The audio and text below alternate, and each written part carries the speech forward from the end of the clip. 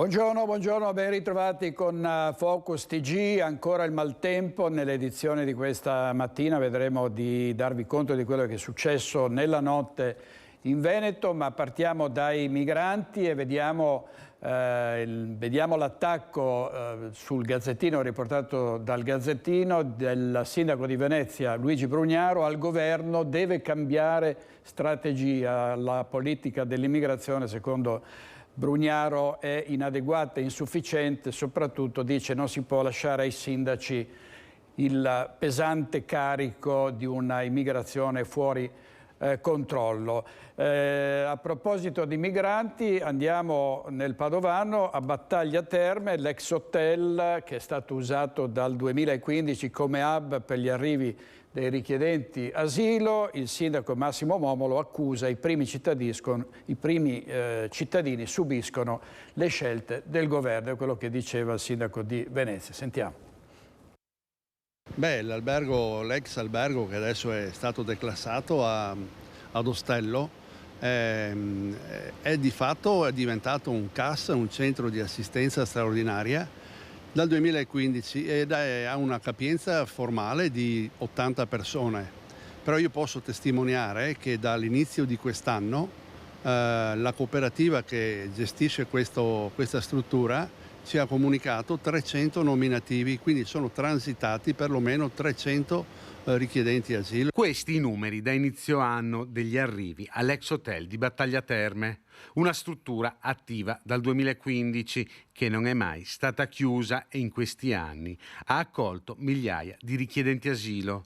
La capienza massima è di 80 persone, il sindaco però sospetta siano molte di più quelle ospitate. Per un comune che ha 3.800 abitanti direi che c'è un rapporto che è veramente, si fa fatica a dire che è sostenibile. Adesso hanno cominciato a parlare di accoglienza diffusa, però questo è un qualcosa che non si è di fatto mai realizzato, nel senso che ci sono ancora moltissimi comuni che questa problematica non la conoscono e invece ci sono tanti altri comuni che con questa problematica ci convivono da molti anni. Sono arrivati anche alla palestra del San Benedetto da Norcia a Padova 24 richiedenti asilo. È la terza palestra della provincia messa a disposizione dal sindaco Giordani per gestire l'emergenza sbarchi. Il primo cittadino di Battaglia Terme però sottolinea come i sindaci abbiano poca voce nella gestione di questo fenomeno. Noi sindaci siamo testimoni in questo caso perché tutta la questione dell'accoglienza è in mano al governo, è una questione che tocca i prefetti, i quali hanno l'ingrato compito magari di ricevere la telefonata dal ministero che gli dice guarda che ti sta arrivando un pullman con 50 persone da sistemare e devono trovare la sistemazione per queste persone. Il più delle volte si fa attraverso le cooperative e che poi bisognerebbe capire quale tipo di accoglienza, quale tipo di assistenza viene effettuata in questi centri, perché anche dopo il decreto Cutro mi pare è stato cancellato l'insegnamento della lingua italiana, per cui è veramente un fornire vitto e alloggio ed è un qualcosa che non è assolutamente compatibile con quello che potrebbe essere una reale accoglienza e una possibilità anche futura di integrazione di queste persone. E sono tutti compatti i sindaci sulla questione dei migranti qui in Veneto. Più tardi ci collegheremo in diretta con Venezia. Ilaria Marchiori sta seguendo il punto stampa del presidente Luca Zaia. Andremo a Cabalbi tra pochissimo. Intanto andiamo a Belluno da Tiziana Bolognani perché c'è la protesta del Comitato in difesa della sanità pubblica. Giù le mani dalla sanità bellunese. A te la linea, Tiziana. Sì, grazie direttore, buongiorno. Allora, lo hai appena ripetuto lo slogan, giù le mani dalla sanità bellunese, e anche lo striscione che è stato sistemato qui davanti al municipio di Belluno, a Palazzo Rosso, che oggi diventa il cuore pulsante di una protesta che non è solo una nata e non si sviluppa esclusivamente su una pagina Facebook, peraltro seguitissima, ma che è fatta di persone in carne e ossa che da diverso tempo sono portatrici portatori del malessere che si vive in provincia di Belluno sul problema della sanità, anzi sui problemi della sanità, una sanità che diventa sempre più marginale nei punti più lontani, ecco, dal cuore nevralgico degli ospedali di Belluno e di Feltre. Assieme a me c'è Gloria Pocchiesa Marian, che è arrivata dal Comelico quest'oggi. Voi giustamente state protestando da diverso tempo, diciamo da anni. I comitati per la salute, per la sanità in provincia di Belluno non sono nuovi. Non sono nuovi, io personalmente da un anno faccio parte della rete Giù le Mani dalla Sanità Bellunese, vengo da Padova, ho la sclerosi multipla, una malattia cronica invalidante e spesso degenerativa, e vista la mia situazione mi sento in dovere di portare la voce del malato all'attenzione pubblica, perché non capisco come è possibile non tenere presente che la malattia non è una colpa e abbiamo diritto di essere curati con costanza e professionalità. La situazione a Belluno è drammatica, a mio parere. Per quanto mi riguarda non abbiamo la sicurezza in un'emergenza sanitaria, non abbiamo neanche la costanza, e tenendo presente personalmente che ho una malattia che mi porterò avanti per tutta la vita e che domani non so come si presenterà, perché non abbiamo una cura, non abbiamo certezze e decide lei. Quindi io sono qui per tenere alta la mia dignità, la dignità delle persone che si trovano in difficoltà e si sentono sole. Ecco, questo è Gloria, è molto significativa, molto toccante la sua testimonianza.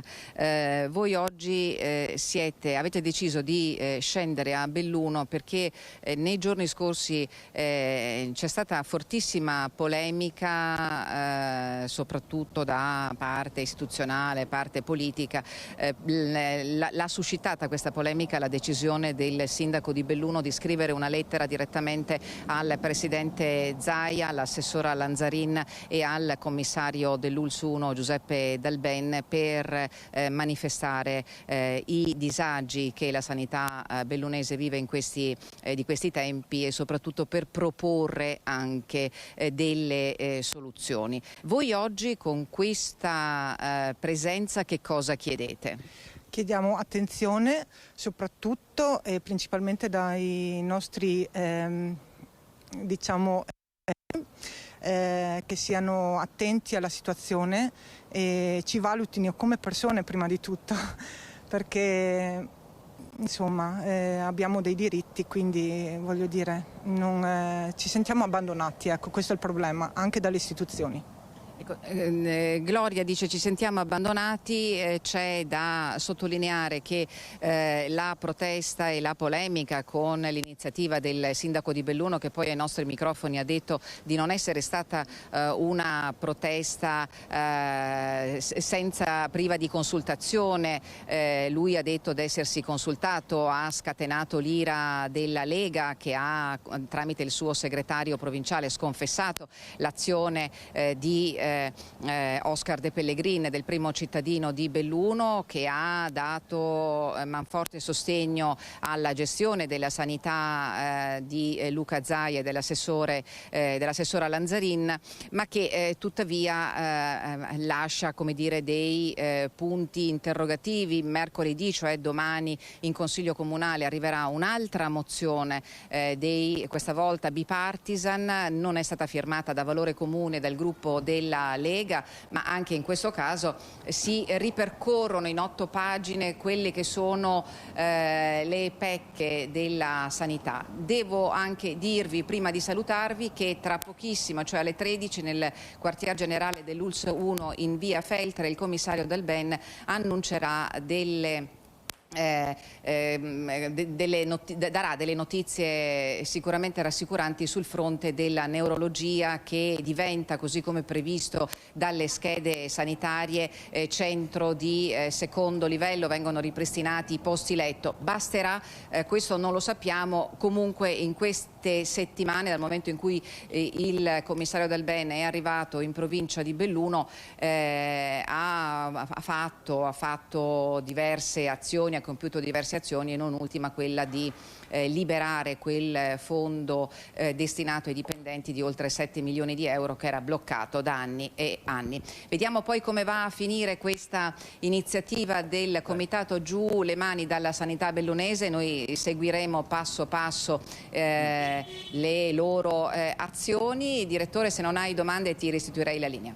Grazie molte Tiziana, grazie, buon lavoro. Andiamo avanti con il maltempo, vediamo il titolo del Corriere del Veneto, vedete marea record a Venezia, frane sul Garda, torna la neve sulla Marmolada, poi erano stati evacuati ieri 70 persone perché c'è stata una frana sul passo Tre Croci e quindi è stato necessario mettere in sicurezza i turisti che erano all'interno di un albergo. Maltempo e temporali anche questa notte. Ecco le immagini della supercella che ha provocato violenti piogge nella bassa padovana. Borgo Veneto.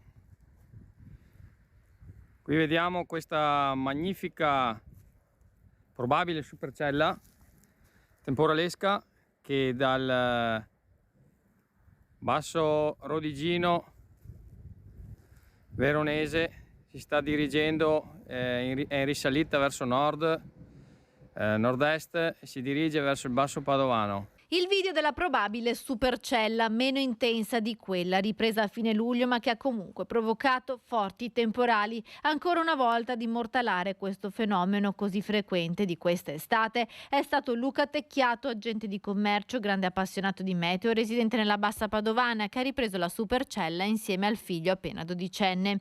Le immagini che vedete sono state riprese ieri sera nella zona di Montagnana, dove si sono verificati i temporali più forti che hanno provocato qualche allagamento nei terreni di campagna e qualche ramo spezzato per il forte vento. Sono bastate 24 ore di temporale ed intermittenza in tutta la provincia per abbassare repentinamente le temperature elevate del caldo africano dei giorni scorsi. Anche nell'Alta Padovana ci sono stati forti temporali e sono stati registrati degli interventi dei vigili del fuoco per qualche scantinato allagato. Il maltempo dovrebbe continuare per tutta la giornata e si mantiene l'allerta aranciona nelle zone a rischio idrogeologico.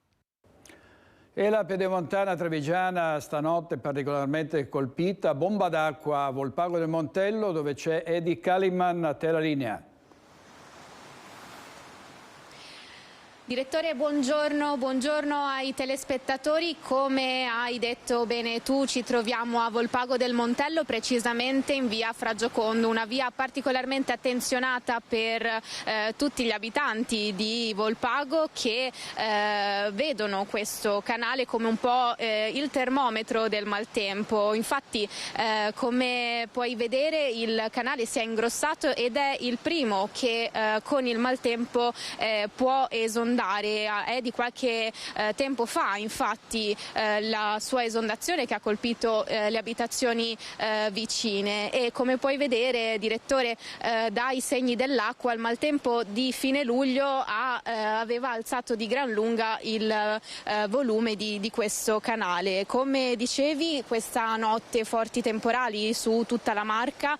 Il comune di Volpago del Montello, da bollettino regionale, è stato il comune maggiormente colpito, ben 35 millimetri di pioggia in sole 6 ore, una quantità d'acqua che però per fortuna non ha provocato danni a cose o persone. Infatti sembra che anche la situazione nei campi abbia retto bene. Il terreno probabilmente era ancora abbastanza umido per drenare l'acqua e non creare quindi situazioni di criticità anche per l'agricoltura. Ciclone Poppea che, come appunto raccontavi tu, direttore, ha interessato tutta la zona del nord Italia, che si sta estendendo nelle regioni del sud Italia, ha provocato danni nelle regioni del nord-ovest, ha toccato la nostra regione, però non provocando danni così consistenti, fortunatamente.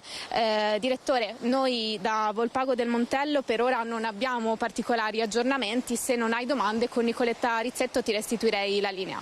Grazie molte, grazie. Eventualmente collegati, chiedici la linea più tardi. E intanto andiamo a Venezia, dove è in corso il punto stampa del presidente Zaia, che era dedicato ai Veneto Creators, cioè ai ragazzi che stanno facendo cose molto innovative. Vediamo, ci colleghiamo in diretta, vediamo, c'è qualcuno che sta parlando e sta seguendo il tutto Ilaria Marchiori, poi sentiremo le domande dei giornalisti al presidente. Sentiamo. Erano entusiasti ma che chiedevano di più circa il video prodotto, un engagement rate altissimo, quindi il numero di commenti, di like, di condivisioni ricevuto è stato davvero ingente e abbiamo avuto un feedback positivo anche dai territori che ci hanno detto che mediamente sono stati felici di questa collaborazione. Guardate, far sì che quando mettiamo insieme istituzioni, territori e creator, quindi un mondo più innovativo, queste due facce della medaglia si parlino, e invece siamo riusciti a creare una sinergia che oggi davvero dà il via a qualcosa di quindi secondo me è parte questo nuovo modo di comunicare. Allora, intanto sentiamo, c'è un collegamento, abbiamo qualche difficoltà, sentiamo il presidente Zaia. Sentiamo. Nicola e Veronica, restate qui. E adesso passiamo la parola a Franco Venice Promex, il che vuol dire che stiamo entrando nella parte della previsione. Prego.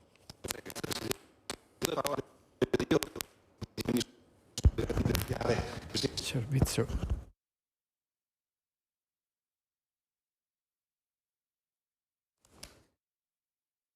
Ma soprattutto per un aspetto. Voi, diciamo, ambasciatori Veneto Creators, avete portato avanti un'immagine, a mio avviso, molto importante e che è bene che sia, diciamo, praticata nei social. Uno, passione per il territorio, conoscenza del territorio e ci fate vedere quella parte di Veneto, come diceva bene prima il Presidente Zaia, non ai più conosciuti. Ecco, questo è un grande valore. Io non voglio portare via altro tempo su questo, ma solamente a significare che come agenzia noi portiamo avanti l'eccellenza del territorio ed è chiaro che ci aiuta molto un lavoro di squadra con la Regione Veneto e in primis col Presidente.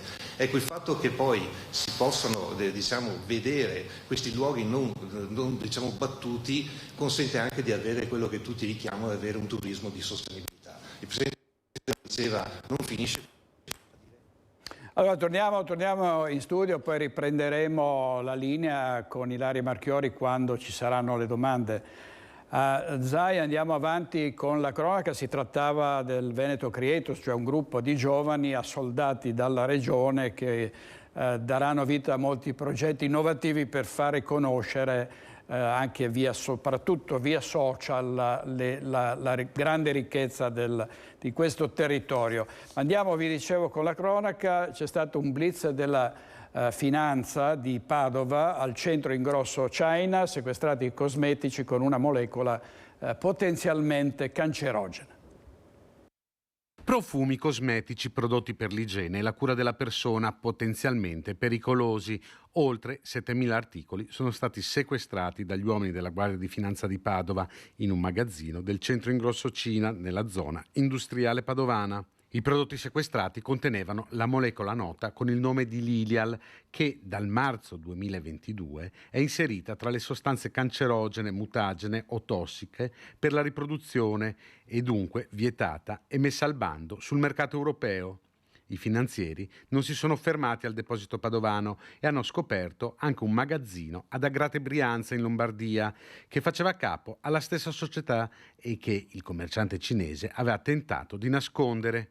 Anche lì sono stati ritrovati numerosi prodotti, profumi, deodoranti, creme per il viso e corpo, tutti irregolari e contenenti la molecola potenzialmente dannosa. Il legale rappresentante della società, a cui sono riconducibili punti vendita all'interno del centro ingrosso Cina e il deposito in Brianza, è stato denunciato.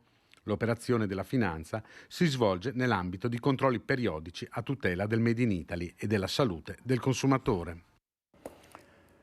Tony Esposito e Andrea Basso questa mattina in regia. Andiamo ancora sulla cronaca e sull'attività delle fiamme gialle. Questa volta un'operazione a Treviso. Sono stati confiscati beni per 676.000 euro e 4 condanne per una storia di fatture false. Sentiamo. 6 automobili, 2 partecipazioni societarie e 2 immobili a San Donà di Piave sono i beni confiscati dalla Guardia di Finanza di Treviso per un totale di circa 676.000 euro. Intervento delle Fiamme Gialle che su delega della Procura della Corte d'Appello di Venezia ha portato alla condanna definitiva di 4 persone per una frode fiscale commessa tra il 2011 e il 2017 in provincia di Treviso. Il provvedimento arriva a termine dell'operazione Metal Connection, coordinata dalla Procura di Treviso, che nel 2017 aveva consentito ai finanzieri del gruppo del capoluogo di bloccare un giro di fatture false per circa 5 milioni di euro e arrestare 3 persone che gestivano 5 imprese nel Trevigiano operanti nel settore della carpenteria metallica. Queste avevano emesso fatture per operazioni inesistenti ad altre aziende della marca, al fine di consentire l'evasione di imposte sui redditi e IVA per 1.700.000 euro. Le indagini avevano portato a delineare il meccanismo di frode incentrato sull'utilizzo di società cartiere, amministrate cioè da prestanomi, prive di sede e attività economica e aventi solo il fine di emettere fatture di comodo in favore di altre imprese intenzionate a pagare meno imposte.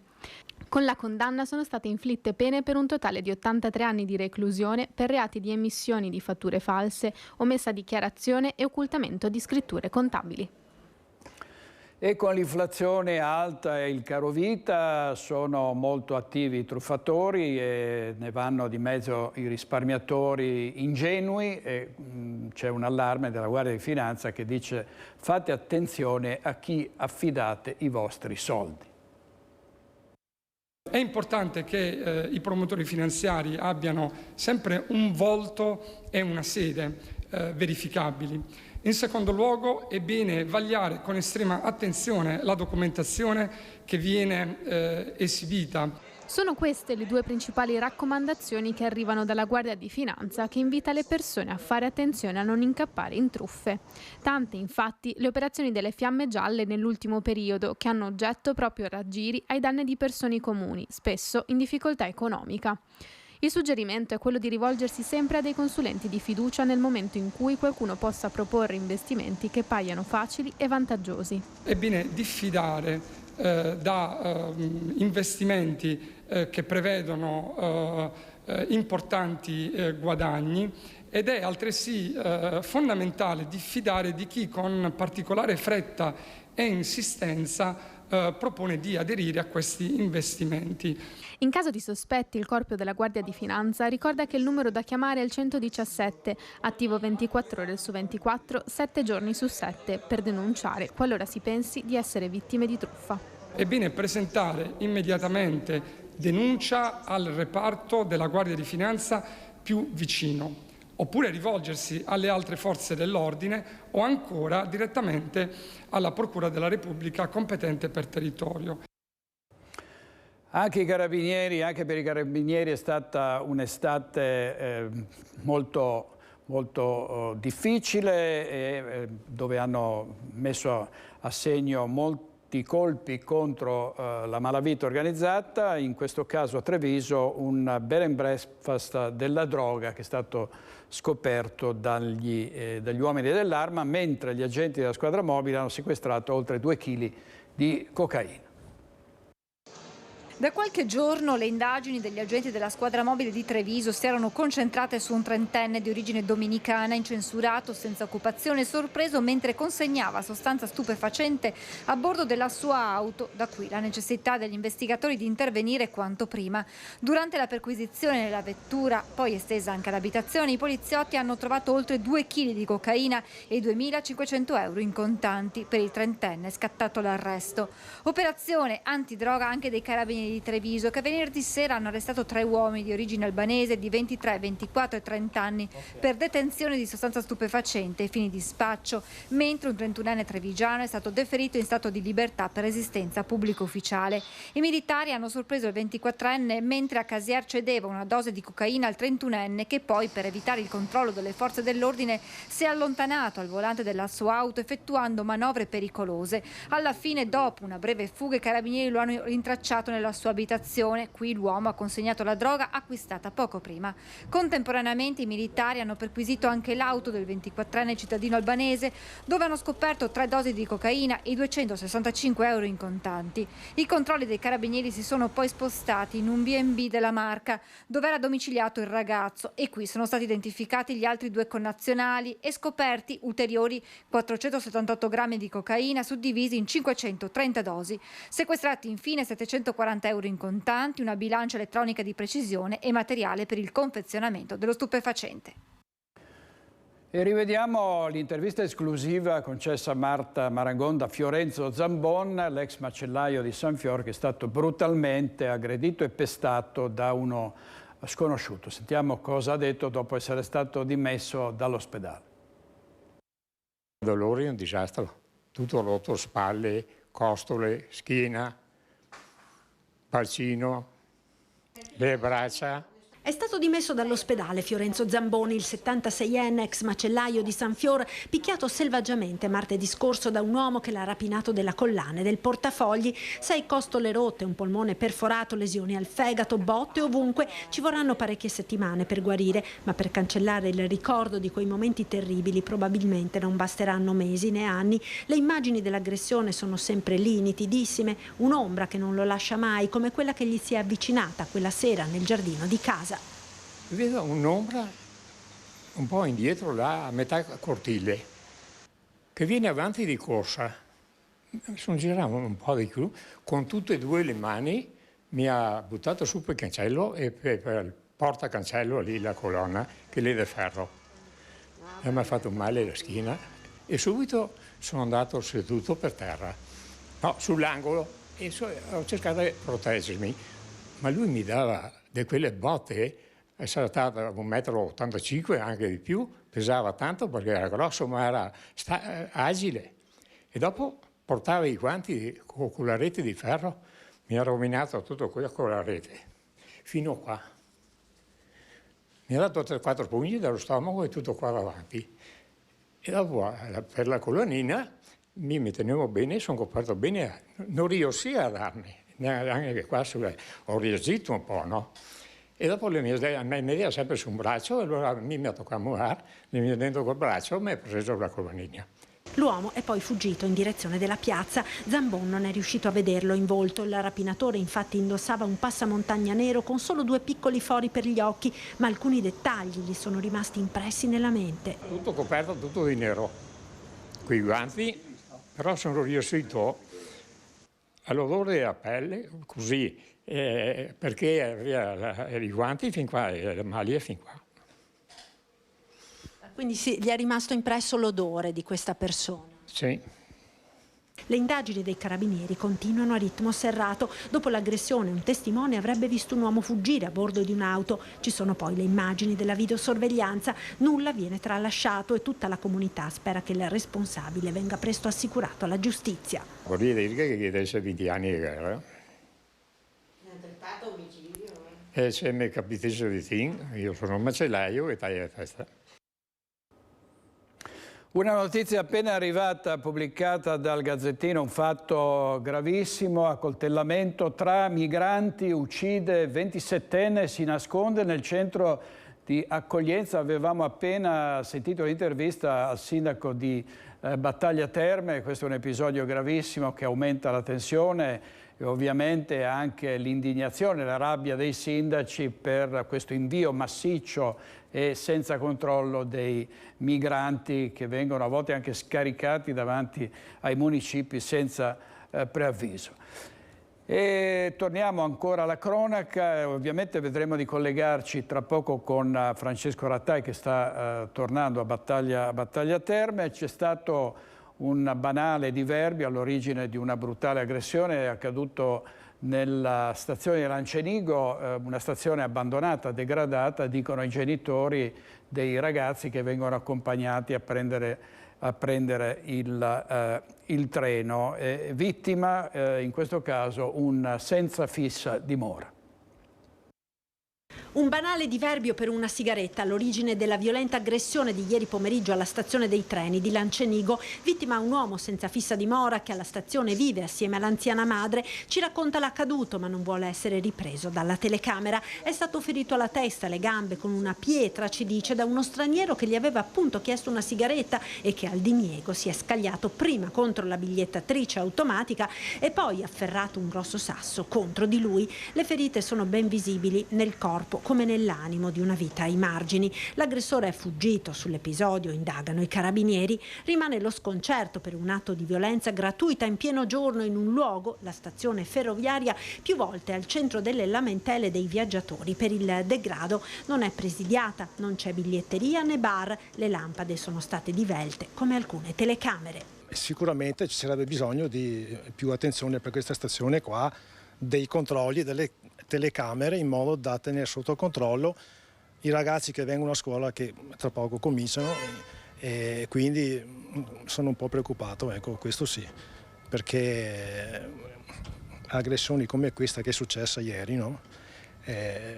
Spero che non avvengano neanche più, perché sennò mandare i figli a scuola con gente che gira così è preoccupante. Al momento mi sembra tranquillo, mi auguro che con l'andare dell'inverno, con l'arrivo del buio, non sia troppo tragico rientrare alle 7:30 di sera, ecco, questo sì.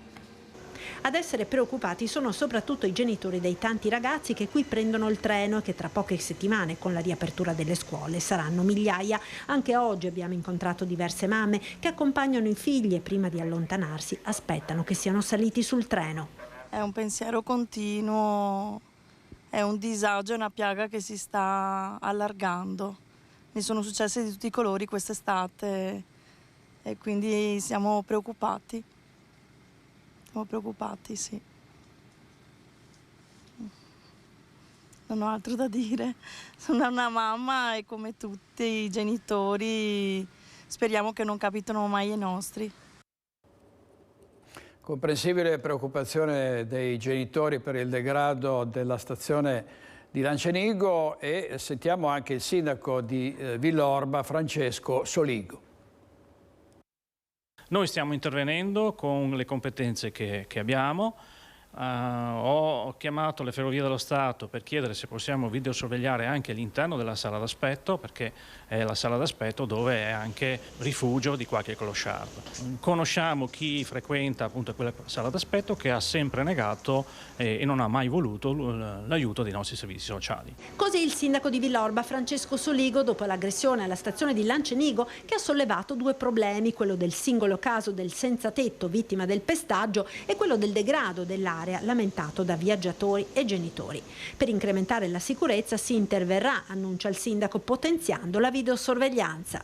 Le telecamere le stiamo implementando, verranno sostituite anche nella zona esterna della stazione. Noi abbiamo 85 telecamere di videosorveglianza in tutto il territorio, la stiamo portando a 150. Per quanto riguarda il presidio durante l'anno scolastico sono presidiati sia all'arrivo che al ritorno dell'orario scolastico dai nostri vigili e dal personale della Ferrovia dello Stato.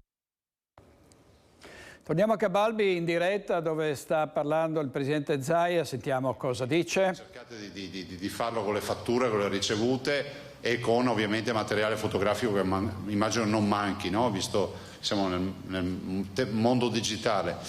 Dall'altro, chi ancora non ha fatto i lavori, quantomeno che cominci magari con un professionista o con che so, un'impresa, se si tratta di un'impresa edile o quello che sarà, di cominciare a fare una lista un po' di conti e comunque tenere comunicazione con le amministrazioni comunali, che poi ci chiudono, diciamo, il dossier rispetto a questa tragedia e dopodiché noi faremo la contabilità finale, fermo restando che ogni forma di indennizzo non prescinda dal fatto che a Roma il Consiglio dei Ministri dovrà stanziare le risorse direttamente dal Fondo Nazionale della Protezione Civile.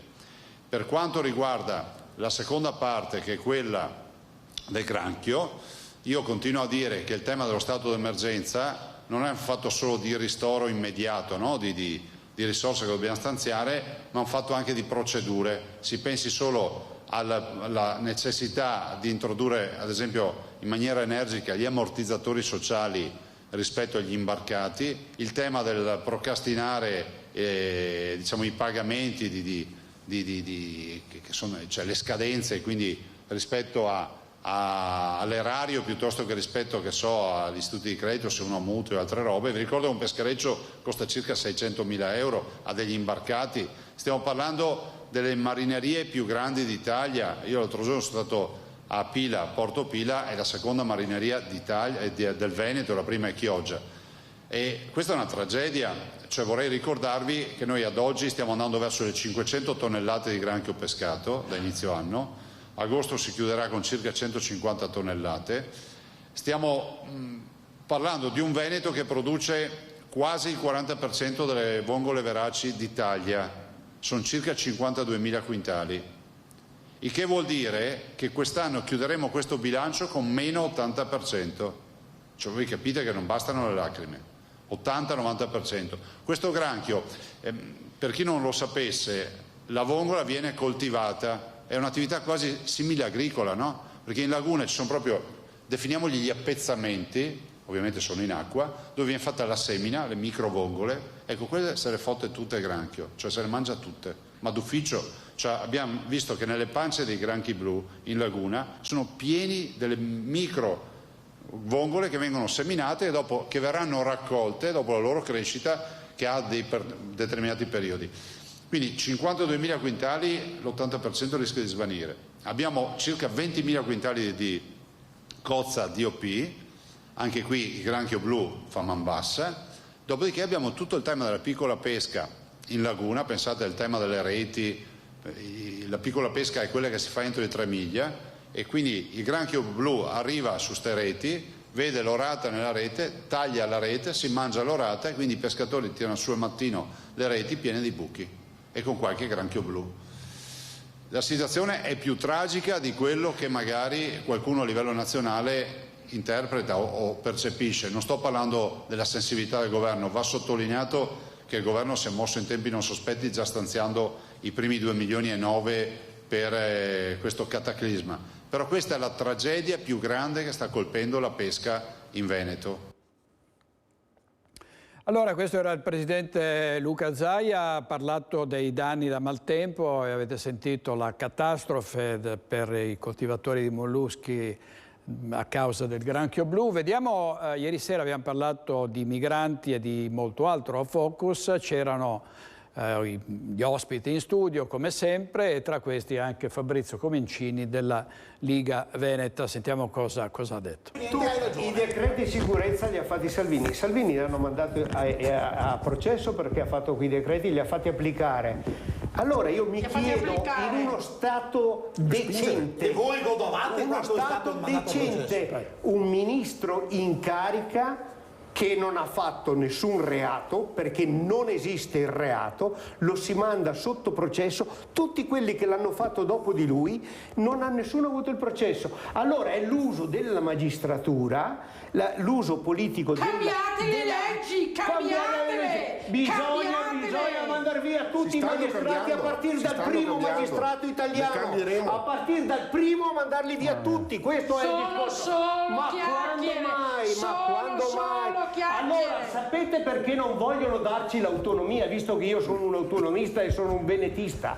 Non ce la danno perché sanno che noi siamo in grado di fare le cose e loro non potranno più dire il governo deve risolvermi il problema di qui, il governo deve risolvere gli incendi, se attacca gli incendi loro. Per parlarci chiaro, allora i veneti sanno governarci perché lo hanno fatto per più di 1000 anni. Questo è il discorso. Ci sono capaci e non volete dare l'autonomia perché, virgolette, il meridionalismo è quello che comanda là. Io ci sono stato 3 anni a Roma. Avete fatto Musumeci, ministro? Ma che ministro? Io ero in un ministero. Io ero al Ministero delle Riforme e che comandava erano tutti meridionali ed erano tutti che facevano gli interessi delle loro lobby laggiù. E noi come dei cretini del nord. Come dei cretini. Come dei cretini del nord, intendo dire proprio come dei cretini del nord. Perché? Perché anche Bonaccini voleva l'autonomia, ma adesso per far dispetto a Calderoli o alla Lega non gliela può più dare. Bonaccini voleva l'autonomia e l'ha chiesta come l'ha chiesta il Veneto, e la Lombardia uguale l'ha chiesta come l'ha chiesta noi, e questi qua addirittura mandano le lettere minatorie mafiose. Perché? Perché a partire dal primo magistrato arrivare ai sindacati non vogliono tirar via la borsa da Roma dove i magna come i porchi. Questo è il discorso. Allora l'autonomia è un diritto, perché io dico al Presidente della Repubblica, se esiste, che il Veneto ha votato, e ha votato in base alla Costituzione per... Allora, ha votato in base alla Costituzione, quindi una difesa d'ufficio di Comencini per l'autonomia, e il ministro Calderoli è stato minacciato. Vediamo di che cosa si è trattato.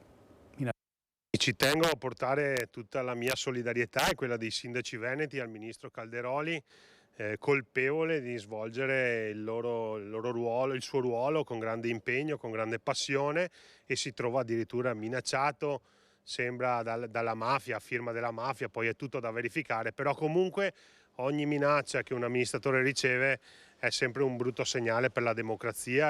Che il tema sia politicamente incandescente non è certo una novità, ma stavolta la dialettica non c'entra nulla. È lo stesso ministro Roberto Calderoli mattinata a diffondere il testo del messaggio ricevuto, una lettera scritta in stampatello maiuscolo. Se non la smetti di attuare la politica di genocidio nei confronti del Sud, con la nostra potenza di fuoco noi vi uccideremo. Siamo la mafia, non ci costa niente uccidervi. Parole violente, a tratti farneticanti, con Calderoli che risponde a stretto giro via social: non ho paura delle minacce, non mi spavento e vado avanti fino a quando non avrò realizzato l'autonomia regionale, e poi dopo andrò a fare il pensionato sul mio trattore, scrive il ministro. Il primo a solidarizzare è il presidente Luca Zaia, che parla di gesto contro un processo di riforma totalmente democratico. Segue il capogruppo leghista Palazzo Ferrofini Alberto Villanova: i veneti ripudiano la violenza e sono a fianco di chi si batte per l'autonomia. Una partita, dice Mario Conte, che resta aperta, rivolgendosi allo stesso esecutivo. Diciamo che l'autonomia era uno dei punti cardini del programma elettorale del governo Meloni e del centrodestra, quindi noi invitiamo il governo a mantenere l'impegno con gli elettori. Semplicemente crediamo fortemente che l'autonomia sia una soluzione per questo problema e non una sottrazione di risorse per qualcuno. Noi non vogliamo sottrarre risorse a nessuno, e quindi noi chiediamo l'autonomia. Lo abbiamo fatto ribadire ai veneti attraverso il referendum, e quindi oggi chiediamo al governo di portare avanti con determinazione questo impegno che ci siamo presi. Ecco, però dicevamo ieri che bisogna fare la tara alle minacce di morte. Qui non è la mafia, questo è un deficiente che scrive siamo la mafia. Ma avete mai sentito o visto mandare dei preavvisi da parte delle organizzazioni mafiose, da parte di Cosa Nostra, dell''ndrangheta? Quelli colpiscono in silenzio, senza preavviso, senza avvertire, senza minacce, proprio come queste scritte da un analfabeta che si intitola, che si definisce siamo la mafia, e che probabilmente è del tutto innocuo. Quindi non bisogna anche fare il gioco di questi psicolabili che scrivono questi messaggi per farsi pubblicità. Adesso torniamo dal Presidente Zaia, perché mi pare che stia parlando di profughi. Sentiamo. Una malattia, quella di diverticolite. Quindi, per dire, attenzione, che poi c'è tutto un tema di riprogrammazione sanitaria, educativa, luoghi di culto, per carità, questi sono tutti diritti, ci mancherebbe, però siamo pronti a questo, è questo quello che volevamo. E poi l'ultimo aspetto, te l'ho tirata un po' lunga, però volevo dirlo questo: l'8% di coloro che arrivano avranno lo status di rifugiato, questo è il dato. Quindi vuol dire che noi, che magari buttiamo anche il cuore oltre l'ostacolo, diciamo dobbiamo aiutare fino in fondo chi scappa dalla morte e dalla fame, sappiamo che 92 persone delle quali aiutiamo su 100 sono migranti economici. perché solo l'8% avrà lo status di rifugiato. Sì, è vero che poi si arriva quasi a un 25-30% con altri status, ma se parliamo di morte e di fame, di guerre e dello status di rifugiato sono l'8%, nessuno mi può smentire. 8,5, facciamola grande perché magari hanno aggiornato il dato. Quindi noi rischiamo di togliere posti ai profughi veri per darli ai migranti economici. Questo è un altro guaio. Quindi nel momento in cui con difficoltà riusciamo a dare risposte, è bene darle a chi veramente scappa dalla morte e dalla fame. In questo momento non è così. 8 su 100 sono tali, 92 su 100 hanno altri requisiti ma non avranno mai lo status di rifugiato. Ce lo dicono le sentenze dei tribunali. Prego. Sì, continuo io. Volevamo capire però se c'erano novità rispetto al tema di un CPR regionale. Non c'è nessuna novità. Io ho sentito il ministro Piantedosi anche qualche giorno fa, fra l'altro sarà qui, se non ricordo male, martedì o mercoledì, uno della prossima settimana. Forse, non so se confermeranno, so che c'è una roba dei vigili, c'è una proiezione forse di un docufilm, non sono molto preparato su questo, dei vigili del fuoco a livello nazionale, e ad oggi noi non abbiamo avuto nessuna proposta o richiesta rispetto a un CPR. Dopodiché, ragazzi, guardiamoci nelle palle degli occhi, perché non bisogna pensare. Allora, CPR è un tema che è quello del rimpatrio, ma se io devo rimpatriare, quest'anno arriveranno più o meno in Italia 200.000 migranti, il doppio dell'anno scorso, e se so che solo l'8%, mi rovino, facciamo il 10% avrà lo status di rifugiato, vorrà dire che io ne ho 180.000, giusto, da rimpatriare. Facciamo finta che un po' avranno altri riconoscimenti, arriviamo a 150.000. Voi avete mai visto un rimpatrio? Io sì, mi capita a volte in aeroporto. Ci sono 5 o 6 poliziotti che accompagnano una persona, cioè 150.000. Io non so, da CPR o non CPR, 150.000 viaggi in aereo bisogna farli. Cioè, quindi veramente stiamo rischiando di pensare di svuotare il mare con un secchio. Ed è esattamente quello che mi inquieta di più. Ormai i numeri sono esplosivi, cioè non riusciamo più, cioè la situazione è insostenibile. Qualcuno dice ma Zaia parla d'Europa, sì, l'Europa è assente, e quindi andate a dire a quelli che dicono che parlo dell'Europa che vi spieghino quanti cittadini immigrati ha ricollocato l'Europa col famoso accordo sul ricollocamento. Zero, ne sta ricollocando zero. Quindi quelli che se ne vanno dall'Italia, vanno in Francia, in Belgio, in Svizzera, non so dove vanno, ci vanno a piedi per i cavoli loro, ma di certo non per il ricollocamento europeo. Altro? Allora, questo era il Presidente Zaia, interessante molto sui migranti, sulla questione dei rimpatri, una mission impossible, rimpatriare 150.000 migranti in quelle date le condizioni in cui devono avvenire questi rimpatri. Andiamo a Vicenza, è stato arrestato un pluripregiudicato che aveva sparato un colpo di pistola a salve in Campomarzo. L'uomo aveva aggredito a calci e pugni gli agenti che lo avevano bloccato. Vediamo. Un pluripregiudicato di 28 anni è stato arrestato dalla polizia dopo aver aggredito gli agenti e sparato un colpo di pistola. Il giudice ne ha convalidato l'arresto in carcere. L'uomo, un cittadino italiano abitante a Vicenza, sotto l'effetto di droga, aveva esploso un colpo di pistola in aria senza nessun motivo mentre era seduto su una panchina a Campomarzo. Una passante che aveva assistito alla scena aveva allertato la questura, facendo intervenire immediatamente una pattuglia delle volanti. Nel frattempo l'uomo si era addormentato sotto un albero. Accanto a lui una pistola semiautomatica, rivelatasi poi un facsimile del tutto uguale all'originale, una scatola contenente 42 proiettili, merce varia presumibilmente provento di furto e uno zaino con grimaldelli e attrezzi da scasso. Alla vista dei poliziotti l'uomo si è scagliato violentemente contro di loro a pugni e a calci. Uno degli agenti ha dovuto fare ricorso alle cure del pronto soccorso riportando una prognosi di 5 giorni. Il pluripregiudicato, con precedenti per reati contro il patrimonio, la persona, ricettazione, furto, rapina, spaccio di stupefacenti, dopo gli accertamenti in questura è stato condotto nel carcere di Vicenza. Vi ricordo la notizia arrivata poco fa da Battaglia Terme, una rissa tra migranti nel centro di accoglienza ed è morto un ragazzo di 27 anni. Vedremo se riusciremo a collegarci con Francesco Rattai in diretta per avere i particolari, ma avete sentito l'episodio di cronaca a Vicenza e c'è stato oggi il Comitato di Sicurezza e Ordine Pubblico. Sentiamo le novità in diretta da Luisa Bertini. A te, Luisa.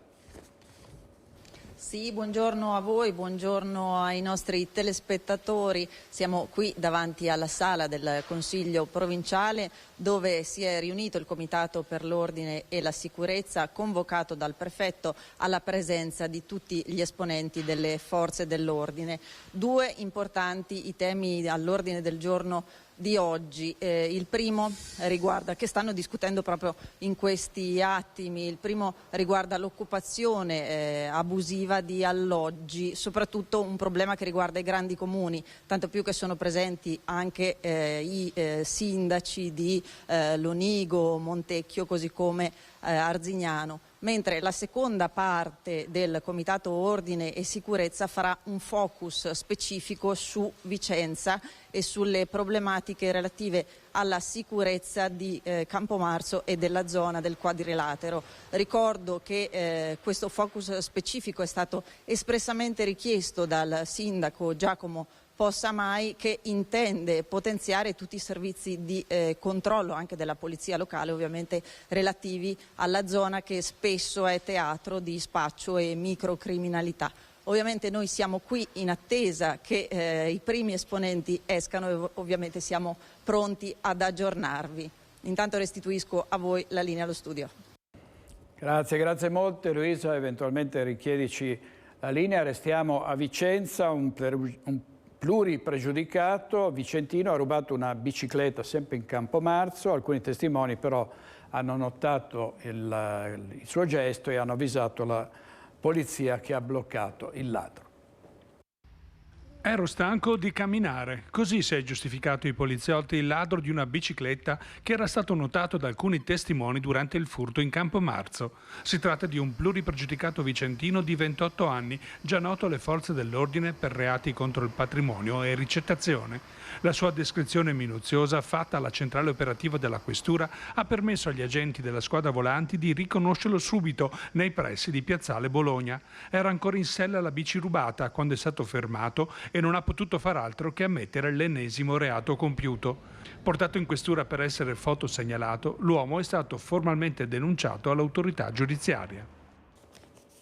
Il ministro Valditara, ministro della pubblica istruzione, è molto impegnato sul versante dell'educazione, anche l'educazione sessuale nelle scuole, dopo i casi terribili di Palermo e di Caivano, ragazze violentate da branchi di coetanei e ovviamente questa linea del Ministro dell'Istruzione viene commentata anche localmente. Sentiamo cosa se ne dice a Treviso. Si tratterà di vedere se c'è un piano, com'è articolato, sicuramente una problematica della quale occuparsi, ma ripeto, lo facciamo già. È convinta dell'importanza dell'educazione sessuale e affettiva nelle scuole Manuela Paul, dirigente dell'Istituto Max Planck. Resta scettica però sulle modalità di messa in opera dell'iniziativa. Educazione alla sessualità voluta dal ministro Giuseppe Valditara alla luce dei fatti di Palermo e Caivano. Un piano che mette al centro i ragazzi in progetti di peer education, ovvero di educazione tra pari. Loro a salire in cattedra, ideando progetti e scambiando conoscenze sulla materia. Già presenti nei programmi, però, nelle ore dedicate all'educazione civica, percorsi di sensibilizzazione ed educazione alle tematiche di genere, nonché di contrasto alla violenza sulle donne. Ma per fermare un fenomeno capillare e culturale come la violenza di genere serve un'organizzazione diversa del sistema scuola. Ci vuole trasversalità per l'educazione civica perché bisogna far crescere uomini e donne responsabili, maturi, critici e rispettosi gli uni degli altri, non con una oretta dedicata. Linee guida tracciate dal Ministero dell'Istruzione che saranno presto recapitate ai presidi. Il progetto prevede che in classe si facciano corsi di formazione sulla parità di genere, il rispetto dell'altro sesso e contrasto ad ogni residuo, come si legge nella nota del ministro Valditara, di machismo e maschilismo. Se le intenzioni del Ministero sono quelle appunto di renderla, diciamo, di non lasciare che questa progettualità sia magari rimessa alla discrezionalità delle scuole, ma far sì che entri proprio nei programmi, nel PTOF, ecco, ben venga, perché credo che, ecco, non possiamo più aspettare. Andiamo in pubblicità proprio un paio di minuti e poi torniamo in diretta, ci ricollegheremo con Venezia, abbiamo altri servizi, altre notizie che arrivano, quella di Battaglia Terme, un 27enne ucciso nel centro di accoglienza durante una rissa tra migranti. A tra poco, state con noi.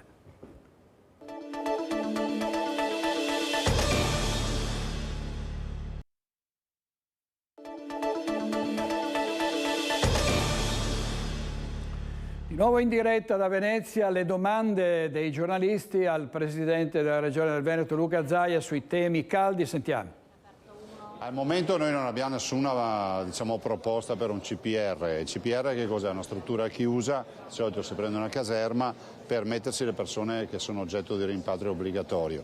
Al momento non c'è, al momento abbiamo un grosso problema perché abbiamo fin troppi migranti e i nostri casi, i nostri centri di ospitalità sono stracolmi e soprattutto ricordiamo che di questo passo noi non siamo in grado di garantire nulla. E quindi si potrà fare? Ma, non mi occupo io dei migranti, vorrei ricordare che c'è un commissario a livello nazionale, il soggetto attuatore è il prefetto della città capoluogo in ogni regione. Noi abbiamo sollevato il problema di scongiurare tendopoli e grandi assembramenti fin dal primo giorno. Qualcuno non ha capito l'obiettivo, adesso vedo che tutti mi chiedono la stessa roba. Il sindaco Brugnaro si è appellato al governo chiedendo di intervenire. Beh, ha ragione, non so quale sia il contenuto dell'appello, ma se l'appello va nella direzione di dire guardate qui non ce la facciamo più è così, cioè noi siamo in grossa difficoltà visto e considerato che questi numeri sono insostenibili. Poi io sono abbastanza arrabbiato rispetto al ruolo dell'Europa, che è un'Europa che è totalmente assente, che è un'Europa che pensa di risolvere i problemi con qualche visita istituzionale, che è un'Europa che a tutt'oggi ha portato il tema dei ricollocamenti europei del famoso accordo a zero, non stanno ricollocando nessun migrante. No, l'Europa dovrebbe prendersi in carico il problema che non è un problema italiano, è un problema europeo. Lampedusa non è il confine d'Italia, è il confine dell'Europa. L'Europa non si sta occupando del più grave e grosso problema sociale che si trova ad avere oggi e che sarà e aumenterà l'ennesima potenza tra qualche anno. Granchio Blu, ci sono indiscrezioni, dicono che l'aiuto dal governo non arriverà, lei che settore? L'aiuto del governo c'è già stato con 2.900.000 euro già stanziati. Al governo oggi noi chiediamo, l'ho chiesto io per primo a livello nazionale l'8 di agosto, che dichiari lo stato d'emergenza. Questo ci aiuterebbe ad aiutare i nostri pescatori, visto e considerato che siamo, pensi solo il 40% delle vongole a livello nazionale viene prodotto dal Veneto e sono 52.000 quintali, l'80% verrà divorato dal granchio blu. Ma notizie in proposito? Non ho nessuna notizia, però so che il tema è attenzionato. Ha parlato di dramma in questo momento? Beh sì, per noi veneti sì, lo è, per noi, per gli emiliano-romagnoli, perché comunque anche in Emilia-Romagna c'è questo problema, per il Friuli Venezia Giulia, ma il granchio blu colonizzerà tutte le nostre coste, visto e considerato che adesso abbiamo ad esempio le femmine di granchio blu che non restano più in laguna ma vanno in mare. Presidente, parliamo dei drammi da maltempo, sono in arrivo i primi fondi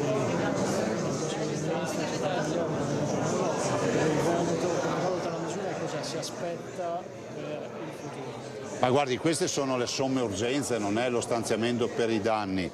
E il vero stanziamento lo stiamo attendendo e spero sia cospicuo, perché i calcoli che abbiamo noi ci portano almeno 1.200.000.000 di euro di danni. Ovvio che con 8.333.000 non possiamo parlare di danni, stiamo parlando delle somme urgenze, cioè delle spese avute che so, per sgombrare strade, per fare i primi lavori di pulizia. I cittadini hanno diritto a un ristoro, spero che il governo lo faccia quanto prima, visto e considerato che una tragedia come questa è una tragedia che resterà nella storia del Veneto e di molte altre regioni.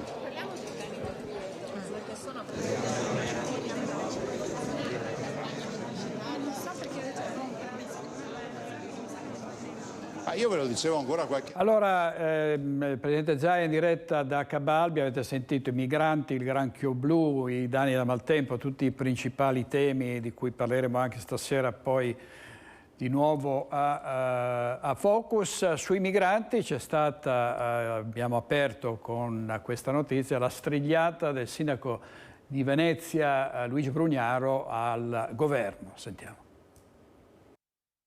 Gli immigrati, una fonte lavorativa per Venezia e l'Italia tutta, ma a patto che gli imprenditori li possano assumere subito senza perdersi nel groviglio della burocrazia. L'imprenditore o l'istituzione che vuole assumere regolarmente il profugo deve poterlo fare, perché se no tu allontani la possibilità di questa persona, lo lasci nel mercato nero e questo andrà a cercarsi il lavoro in nero. Così quello che lo assumerà fa due delitti. Il primo, che condanna questa persona a un ambiente di illegalità, di non protezione sul lavoro, ma soprattutto fa concorrenza sleale a quelli invece che vogliono assumerlo.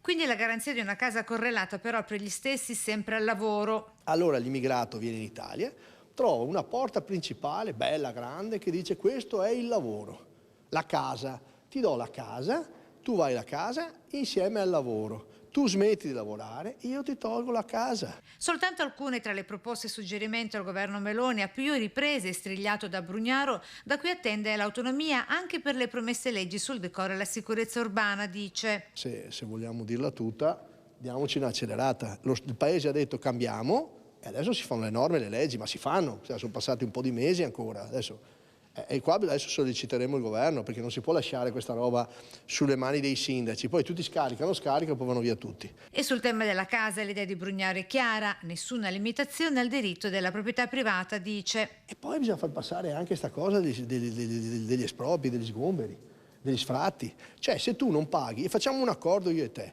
io sono dico il veneziano perché adesso citiamo Venezia, no? C'è sempre sta roba degli affitti turistici. Il veneziano, muore la nonna, la zia, la mamma, quello che vuoi, e questo mette in affitto la casa. Non la dai ai residenti, lui, veneziano stesso, non è che sia un altro, se i proprietari, non la danno. Perché? Perché hai paura di perdere il titolo, ma non questo succede in tutta Italia. Infine contro i caffoni a Venezia, metterli subito in galera facendogli pagare pure una cospicua ammenda. Ha fatto la stupidaggine, benissimo, stai in cella, vai dal giudice di pace, ti condanna una notte, domani mi dai 500 euro di cauzione che se ci sono dei danni li paghi anche, poi torni a casa tua. Vuoi vedere se la prossima volta fai quello stupidino? Ti hanno applaudito e chiamiamo anche quello che ha applaudito, no? Cioè incitazione all'atto. Il governo non perda questa occasione contro ogni forma di populismo e si dia da fare per produrre con nuove leggi qualcosa di nuovo, industria, finanza, servizi e cultura, perché l'Italia tutta possa diventare nuovamente forza di attrazione, conclude. Ma devi costruire le condizioni burocratiche per farlo. Ascoltiamoci, siccome noi glielo scriviamo noi i provvedimenti. E ha fatto cenno il sindaco alle offese portate ogni giorno ormai a Venezia da branchi di incivili che la calpestano e la offendono con comportamenti a dir poco riprovevoli. Tra questi l'ultimo è quello del l'ennesimo tuffo dal ponte di Rialto, ma Filippo Fois ha ricostruito molto bene tutto quello che è accaduto su questo versante negli ultimi anni.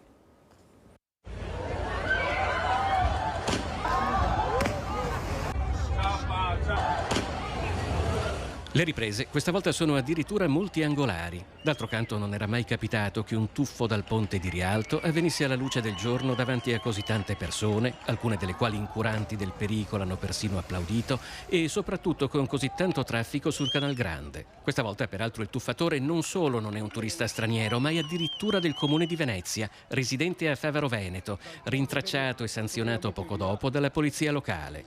Marco Bellato è presidente della municipalità di Favaro. Ci dispiace che a farlo sia stato un nostro concittadino di Favaro Veneto e speriamo che venga punito con la giusta punizione e che non commetta più atti del genere in futuro.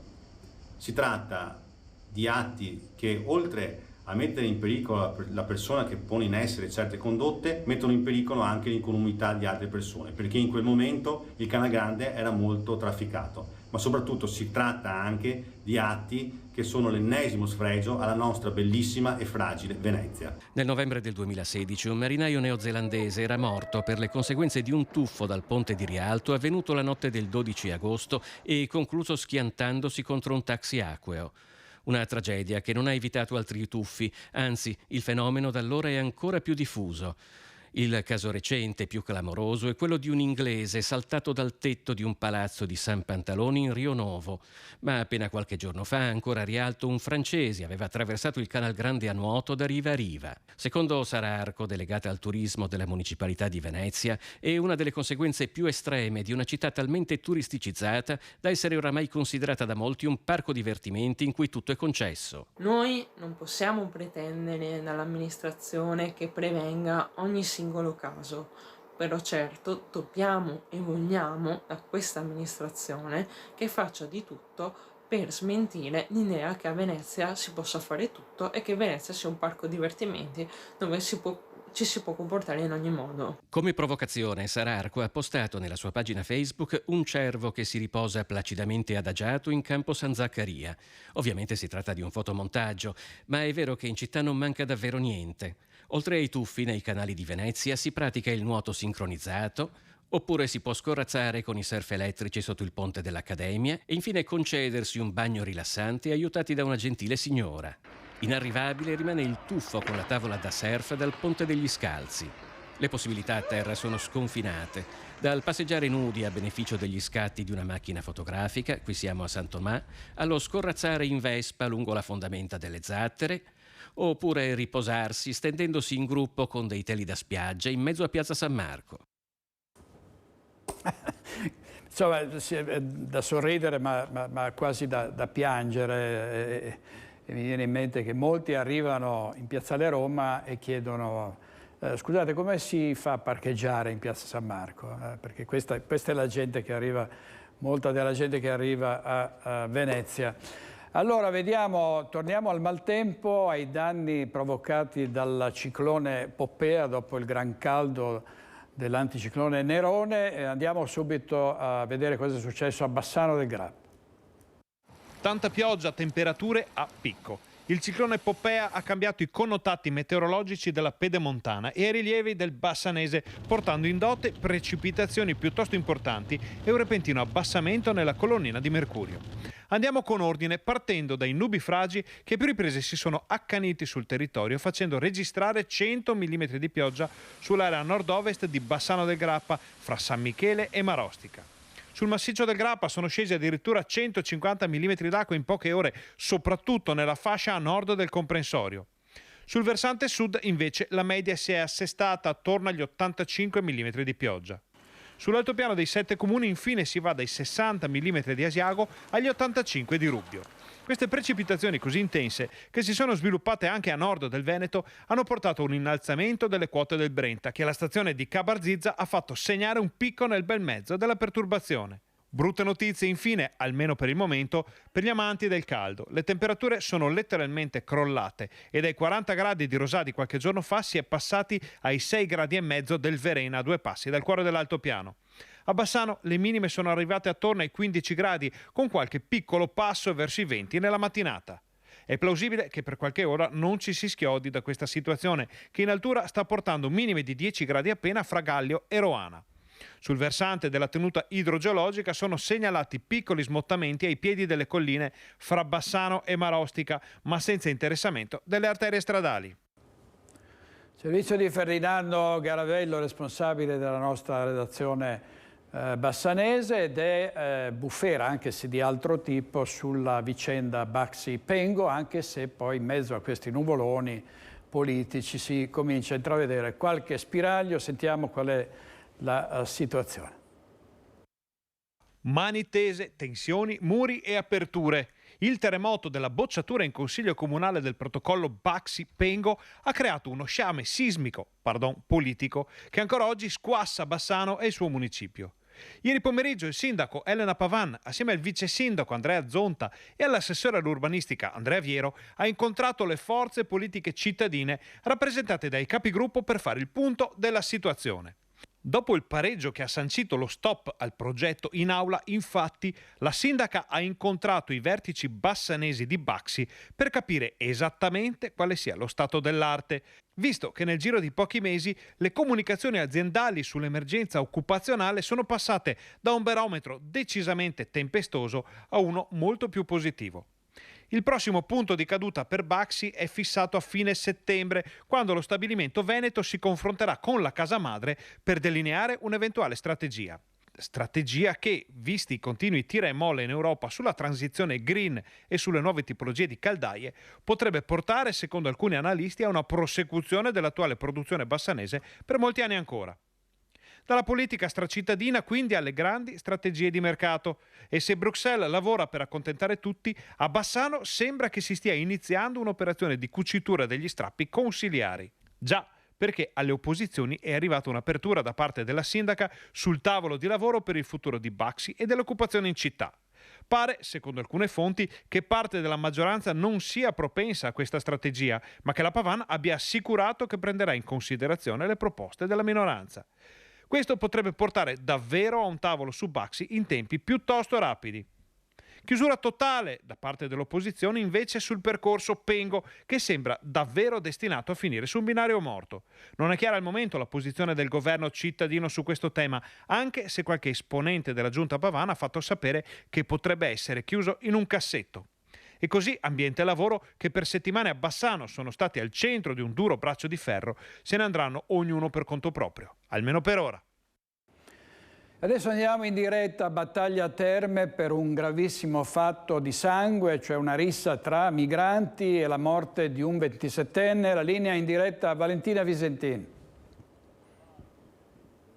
Sì, buongiorno direttore, in realtà siamo a Pernumia, nel luogo in cui è avvenuto l'omicidio, poi l'assassino è scappato a Battaglia Terme, in un centro per migranti dove era stato ospitato nel passato. Io mi trovo proprio nel punto in cui la vittima è stata ritrovata. Si tratta di un 27enne marocchino che è stato trovato nelle scale di questa abitazione lungo via Palù inferiore a Pernumia, al confine tra Pernumia e Battaglia Terme. L'omicidio molto probabilmente è scaturito a seguito di una lite violenta tra un 25enne del Gambia, che attualmente è stato arrestato dai carabinieri con l'accusa proprio di omicidio, e il 27enne tunisino che è la vittima. Il nome è El Gouttaya Anouar. Al termine di una lite il 27enne marocchino è stato colpito alla gola, un unico offendente che lo ha ferito gravemente. Ha tentato poi di scappare tentando di rifugiarsi in questa abitazione, ma qui è stato trovato sanguinante dal proprietario di casa, che poi ha chiamato i carabinieri e i soccorsi, che sono stati vani perché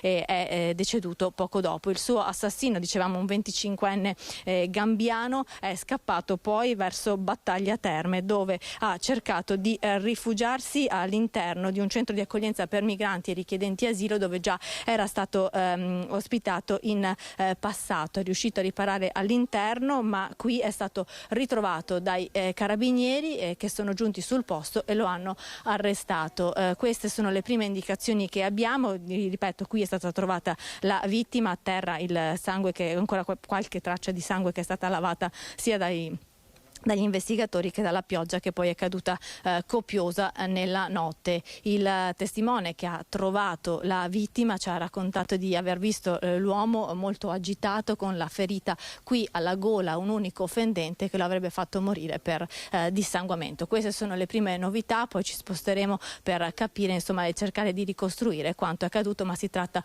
ovviamente di una lite tra due persone straniere che vivevano in un'abitazione a due passi da qui, un'abitazione che ci ha riferito il sindaco di Pernumia pare fosse subaffittata appunto a degli stranieri che vivevano qui da tempo. Da Pernumia è tutto, se non ci sono altre domande restituisco la linea allo studio. Grazie molte a Valentina Visentini. Queste sono le conseguenze, una delle conseguenze dell'immigrazione selvaggia. Ormai è una vera e propria invasione, sono persone che non hanno una casa, non hanno un lavoro, ovviamente vivono di stenti, e in queste condizioni spesso può sfociare, si può arrivare a casi di violenza come questo. Passiamo al maltrattamento degli animali. Se vedete situazioni di animali che vengono maltrattati, dovete segnalare, non girate la testa dall'altra parte. L'appello delle guardie ecozoofile della Marca. 240 segnalazioni sono quelle pervenute da inizio anno alle guardie ecozoofile della provincia di Treviso per sospetti casi di maltrattamenti ad animali. Situazioni poi verificate dai volontari che, laddove vi siano le condizioni, hanno la possibilità di comminare sanzioni penali o amministrative. La maggior parte degli interventi che facciamo sono controlli sulla detenzione, perché magari il cane, come si diceva prima, è in recinto.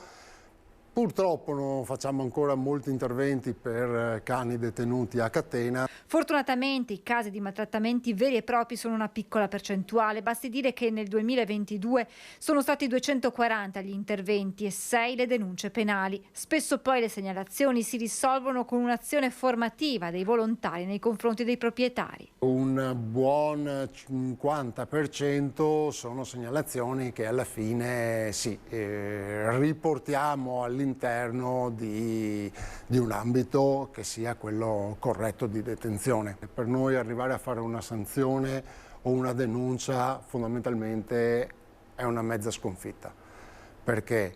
Perché è molto meglio riuscire a parlare col proprietario dell'animale che non è tenuto nella maniera idonea e riportarlo su un ambito idoneo. Fondamentale resta la collaborazione dei cittadini perché segnalino situazioni sospette. Basta inviare una mail alla nostra associazione e, come tutte le altre forze di polizia, è nostro obbligo e dovere dopo andare a fare le verifiche sulla stabulazione dell'animale. L'importante è segnalare. Non giratevi dall'altra parte. Non giratevi dall'altra parte. E se volete un cane andatelo a prendere in questi canili, ci sono questi cagnetti abbandonati che vogliono trovare una famiglia. Intanto a Padova il 2 settembre arriva la Pride Run, che è la prima corsa in Italia dedicata alla inclusività e ai diritti civili. Una festa colorata di sport per lanciare un messaggio di inclusività, una corsa per i diritti civili, unica nel suo genere, la prima in Italia. Sabato 2 settembre a Padova si svolgerà la prima edizione della Pride Run, manifestazione che unisce sport e divertimento, organizzata dai fondatori della Pink Run, che da oltre 14 anni organizza in città l'evento running per sole donne, e il Pride Village Virgo. Ci aspettiamo sicuramente tanta gente, ma a parte quello il messaggio è chiaro fin dall'inizio che ci divertiremo. Ognuno sarà libero di esprimere il proprio tipo di orgoglio o per se stesso o per qualcuno, o più semplicemente come verrò io, verrò a divertirmi con la mia famiglia. 3 percorsi attraverseranno Padova, il più semplice una passeggiata da 1 chilometro, poi per i più allenati da 5 ai 10 chilometri per includere tutte le esigenze grazie a tragitti adatti ad ogni età, anche per bambini o persone con disabilità. Partenza alle 17 da Piazza Garibaldi, dove fin dalle 11 di sabato mattina sarà aperto il gazebo per l'iscrizione. Punto di arrivo il Pride Village per la festa finale. Divertimento, inclusività, sport e, come sapete, la partenza alle 17 da Piazza Garibaldi, l'arrivo in Fiera Padova al Pride Village Virgo, dove ci sarà una serata pazzesca con dei nomi importantissimi, primo fra tutti Elentra Lamborghini con il suo concerto, Cristiano Malgioglio, un ospite che è venuto già più volte da noi, e Alba Parietti, che presenterà insieme a Fernando Proce. Dunque è stata firmata oggi la candidatura alla UNESCO del Parco Colli Euganei. Con la firma dei 15 sindaci del territorio al dossier di candidatura dei Colli Euganei come riserva della biosfera dell'UNESCO, parte l'iter per il riconoscimento, un percorso volto a valorizzare il territorio dei Colli Euganei, inserendolo nella prestigiosa lista. Un momento importante perché l'obiettivo è quello di promuovere l'idea di promuovere l'idea che lo sviluppo socio-economico è compatibile con la tutela della biodiversità e della cultura e degli habitat. Un percorso iniziato nel 2019 che però è il frutto di un lavoro che ha visto il suo inizio oltre 50 anni fa. La prima tappa è stata la legge nazionale del 1971, poi una seconda tappa, istituzione da parte della Regione del Parco Colli, poi la terza tappa, il varo del piano ambientale, e adesso questa quarta tappa della sottoscrizione della candidatura per riserva della biosfera UNESCO, che noi ci auguriamo abbia una conclusione positiva. Il progetto UNESCO vuole valorizzare il rapporto tra uomo e natura, approfondendo ricerca e studio, un'opportunità per tutti i territori che sugli euganei insistono. Un inizio basato sulla formazione delle nuove generazioni affinché possano capire l'importanza del connubio tra cittadino e territorio e del servizio che deve essere reciproco, non deve essere un qualche cosa che sfrutta qualcosa d'altro, ma deve essere chiaro il concetto di sostenibilità. Un lavoro che non si ferma in attesa del responso dell'UNESCO, che dovrebbe arrivare nel primo semestre del 2024. Una grande opportunità perché dà la possibilità di essere vissuto in un ambiente sostenibile, un ambiente di un turismo che risponda a quelle esigenze di una valorizzazione che deve essere nel rispetto dell'ambiente. È una cosa questa che abbiamo visto estremamente sentita dai turisti e dalle persone che visitano il nostro territorio. E ci saranno grandi festeggiamenti per il centenario degli alpini di Marostica. Marostica, terra di centenari, e non facciamo riferimento alla longevità dei suoi abitanti, ma a due straordinari appuntamenti che cadono quest'anno: i 100 anni della partita a scacchi con i personaggi viventi e i 100 anni della sezione ANA, quindi degli alpini di Marostica. Noi siamo qui proprio nella sede degli alpini in compagnia del presidente Fortunato Pigato. Presidente, saranno dei giorni di grande festa, di grande impegno, di grande lavoro. Quali sono gli appuntamenti più importanti di questo storico centenario? Abbiamo già delle iniziative che si svolgeranno dal 3 settembre al 10 di settembre, che chiuderemo con la sfilata finale e la Santa Messa celebrata dal nostro Vescovo di Vicenza. Si inizia domenica 3 settembre con la sfilata a Malga Sorgazza, per poi tornare a Marostica l'8, il 9 e il 10 settembre, giornate in cui il Consiglio Comunale riconoscerà la cittadinanza onoraria all'ANA. La sera del 9 spazio alle suggestioni e all'atmosfera creata dal coro ANA Marostica e Brigata Cadore. Poi domenica 10 la grande sfilata in città, insomma 100 anni e non sentirli, perché le penne nere marosticensi, quasi 2000 fra soci e aggregati suddivisi in 18 gruppi, non smettono di dare il loro contributo alla società e a chi ne ha bisogno, portando avanti la storia e i valori alpini. Abbiamo ricevuto tantissimi, messaggi della cittadinanza e anche degli amici fuori di Marostica, che ci ringraziano per questo evento, che sarà un evento che resterà nella storia.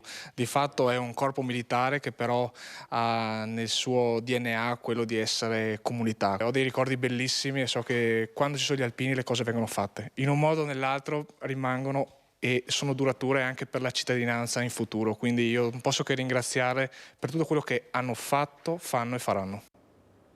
E noi seguiremo attentamente tutto quello che si farà in questo senso. La Rete Veneta è la rete preferita dalle penne nere. Siamo sempre dalle parti delle penne nere, dalla parte delle penne nere. Vediamo il taglio del nastro a Colceresa del nuovo centro polifunzionale.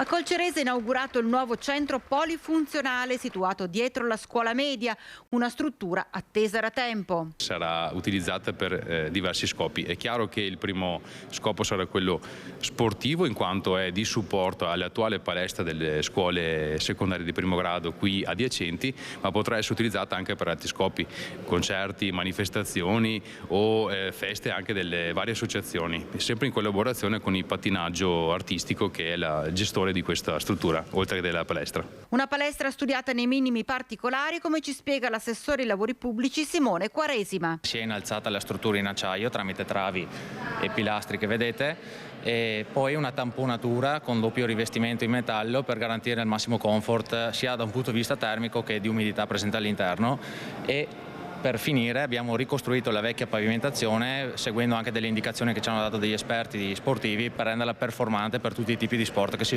possono svolgere al suo interno. Costo dell'intervento? 707.000 euro, di cui abbiamo portato a casa un finanziamento ministeriale di 197.000 euro pari al 28% della somma complessiva di spesa. Io dico sempre che questo è il punto di contatto tra le due vecchie comunità di Mason Vicentino e di Molvena, perché questa zona era proprio la zona che collegava i due vecchi comuni, e credo che proprio da qui possa partire una nuova linfa per la collaborazione e soprattutto per la vita associativa e sociale del nostro comune.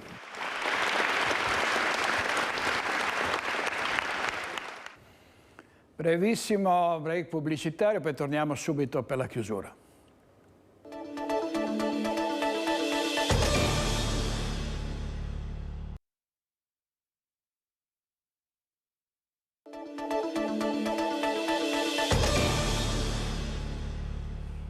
Allora, in futuro sarà possibile costruire basi sulla Luna grazie al cemento lunare. La svolta potrebbe arrivare da una ricerca dell'Università di Padova. Ci colleghiamo in diretta con Valentina Visentin e Francesco Rattai. Buongiorno da Padova, dal Dipartimento di Geoscienze dell'Università di Padova, ma in realtà per fare virtualmente un viaggio nello spazio, anzi sulla Luna, perché si torna a parlare di corsa allo spazio, di un possibile ritorno dell'uomo sulla Luna nel 2024, e quindi in un futuro non tanto lontano si cominceranno anche a costruire basi lunari con un particolare materiale, il cemento lunare. A capofila di questo progetto c'è il Dipartimento di Geoscienze dell'Università di Padova. Qui con me c'è il professor Luca Valentini, che insomma dirige questo progetto. E quali sono le ultime novità? Che cosa ci dovremmo aspettare? Beh, questo progetto, finanziato dall'Agenzia Spaziale Italiana, è iniziato da poche settimane e si pone come finalità quella di realizzare degli elementi strutturali da creare mediante stampa 3D per la realizzazione di basi spaziali. Adesso l'inchiostro che alimenterà queste stampanti 3D sarà costituito da, per l'appunto, un cemento lunare, un legante cementizio formulato a partire dalla regolite, cioè dal suolo lunare. La ratio è quella di rendere questo cemento lunare sostenibile sia dal punto di vista economico sia dal punto di vista ambientale. Professore, volevo proprio chiedere, infatti si parla tanto di consumo del suolo sulla Terra, anche sulla Luna, quindi insomma si andrà in qualche modo a costruire qualcosa facendolo con un impatto il più leggero possibile a questo punto.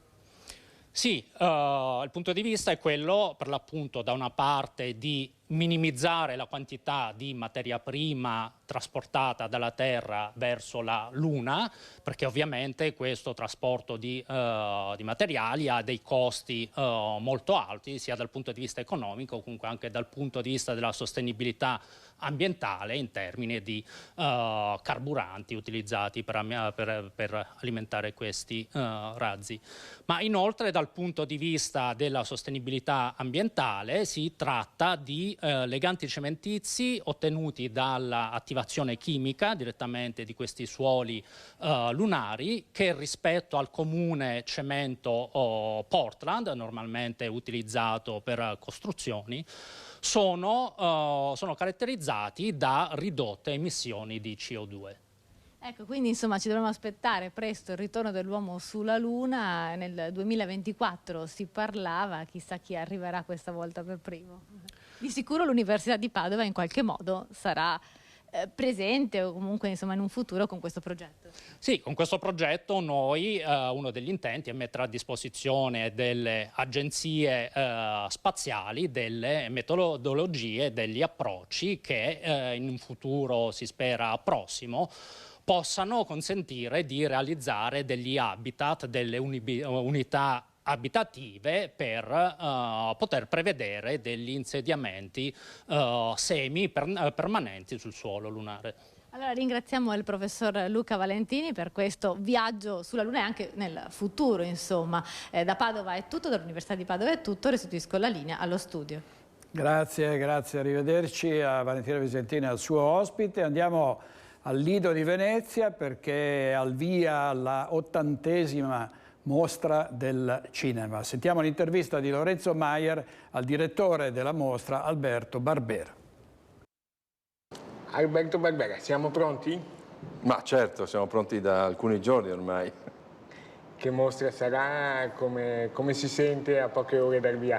Emozionato? Emozionato sempre perché dare il via a una grande kermesse come la mostra del cinema di Venezia non può lasciarti indifferente. Sarà una mostra, credo, ricchissima di grandi titoli. Ci sono alcuni dei film più importanti della stagione autunnale che sta per cominciare, sono i film più attesi, grandi registi, grandi nomi, ma ci sono anche tantissime scoperte, moltissime opere prime, più del solito, giovani di grande talento che vengono da un po' da tutto il mondo, che sono la conferma che il cinema è vivo, vitale, ricco di promesse per il futuro, tutt'altro che un cinema piegato dalle difficoltà di un mercato in trasformazione e da un'industria fragile che sta ancora cercando un assestamento. Lei che ha visto il film, è proprio questo il messaggio che arriva dai titoli di quest'anno? Qual è il messaggio, il contenuto? Ma sai, i film sono diversissimi perché vengono da tutti gli angoli del mondo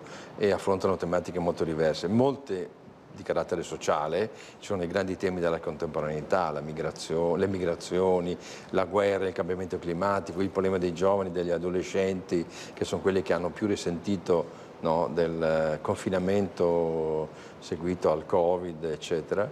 Un cinema quindi capace di guardare ai problemi di oggi, di farlo in maniera convincente, attraverso storie coinvolgenti, emozionanti, attraverso personaggi nei quali gli spettatori possono identificarsi, quindi non un cinema didascalico, non un cinema declamatorio, non un cinema militante, ma invece grande cinema, grandi storie, grandi personaggi. Facciamo un attimo il punto, per favore, sul sciopero di Hollywood. Avete avuto conferme? E com'è la situazione ad oggi? Ma guarda, abbiamo sempre saputo che alcuni star non sarebbero potute venire, quelli che recitano nei film degli studios e delle piattaforme.